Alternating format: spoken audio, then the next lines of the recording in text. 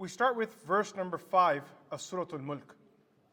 Allah Azza wa Jal says, وَلَقَدْ زَيَّنَّا السَّمَاءَ الدُّنْيَا بِمَصَابِيحَ وَجَعَلْنَاهَا رُجُومًا لِلشَّيَاطِينِ وَأَعْتَدْنَا لَهُمْ عَذَابَ السَّعِيرِ. وَلَقَدْ زَيَّنَّا السَّمَاءَ الدُّنْيَا. Indeed, we have beautified, we have adorned the lowest heavens. بِمَصَابِيحَ, with lanterns, with lamps. وَجَعَلْنَاهَا, and we have made these lanterns, these stars, رُجُومًا لِلشَّيَاطِينِ, projectiles, something thrown like a missile, like a bomb, something thrown, لِلشَّيَاطِينِ, at the shayateen. وَأَعْتَدْنَا لَهُمْ, and we have prepared for them عَذَابَ السَّعِيرِ, a punishment that is burning, that is ablaze, a flame that is very real, that will consume the one who enters it. When we look at this beautiful ayah, Allah subhanahu wa ta'ala continues the story of Surah al-Mulk. Yesterday we were invited to look at the skies not just once. ثُمَّ ارْجِعِ الْبَصَرَ كَرَّتَيْنِ. Always remember what that word كَرَّتَيْن means. Just look again and again. Keep looking. And as you're looking into the sky, the sun will disappear, the night will settle in, and you'll see these beautiful lanterns, these lamps appear. And these stars are referred to in this particular verse as masabih, that which gives a tool, a misbah, a tool of light. The Arabs really relied on the stars. They were able to navigate through the stars. And for a person lying, looking upwards, imagine you live in a world where your immediate existence doesn't have a roof. You don't live in a house. You sleep outside. So as you're staring into the sky in front of you, Allah subhanahu wa ta'ala has beautified the ceiling of this world for you. It's so beautiful, it's so gorgeous. You're looking at one star and then looking at the one next to it and the one next to it, and somewhere counting these stars, you fall asleep every night, thinking about the creator of these stars. Allah Azza wa Jal says in the Quran, وَلَقَدْ زَيَّنَّا السَّمَاءَ الدُّنْيَا. We beautified the lowest heavens, or the worldly heavens. Dunya can mean that which is closest, or it can also be a proper noun to this world that we live in. وَلَقَدْ زَيَّنَّا السَّمَاءَ الدُّنْيَا بِمَصَابِيحَ, with these lamps. And they're a beauty, they're also a guide. Allah Azza wa Jal says in the Quran, وَبِالنَّجْمِ هُمْ يَهْتَدُونَ, that through the stars they found their guidance, they knew which direction to go in. Some of the ulama have engaged in a lengthy discussion on the stars in the Quran. And you'll see almost over 25 places in the Quran, Allah Azza wa Jal makes reference to the stars. And with different purposes. In some place, Allah subhanahu wa ta'ala takes an oath by the stars himself, showing that he is the creator of the stars. And anything that you worship, because the Arabs, they would attach themselves to beautiful things. They would attach themselves to things that were beyond them, out of reach, in marvel of them. They would be so overwhelmed by them that they would begin to view them as divine. That maybe we should worship them. There's something special. The sun is something so magnificent, so powerful. And we do that as well, by the way, in our world. We look at certain people and certain things that are out of our reach that we begin to deify, and we think, man, that one there must be a divine being. He must be a god. Look how much he has. Look how much he possesses. Look at that person's wealth. Look how powerful and look how mighty that person is. He has his own island. He has his own fleet of cars. He has his own, jet and yacht. So the Arabs would do this as well.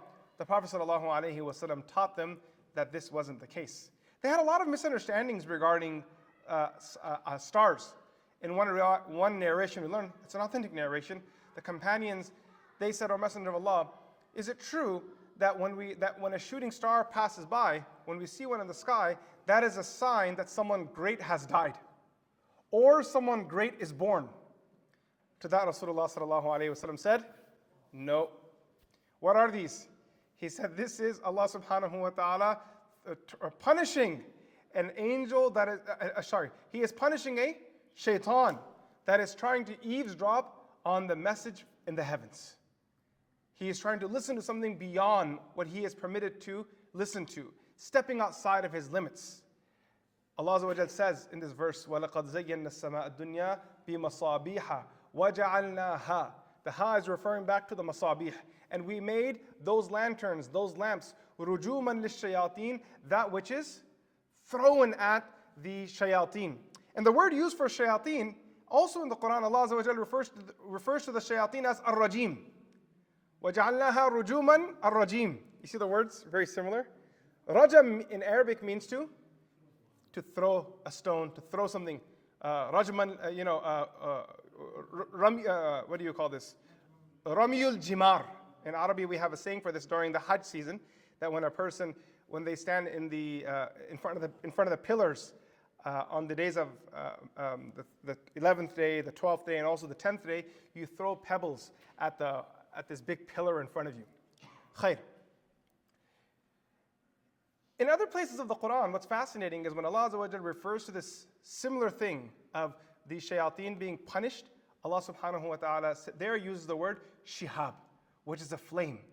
So when you see the shooting star, on behind it you see a flame, but at the center of it is a rock that is being thrown at them. Now there's a question that people may ask, so which one is it? Does the shooting star that we see in the sky have a scientific explanation? Or is it actually a striking of the devils that were trying to eavesdrop, as we learn from the hadith and also from the Quran? Which one is it?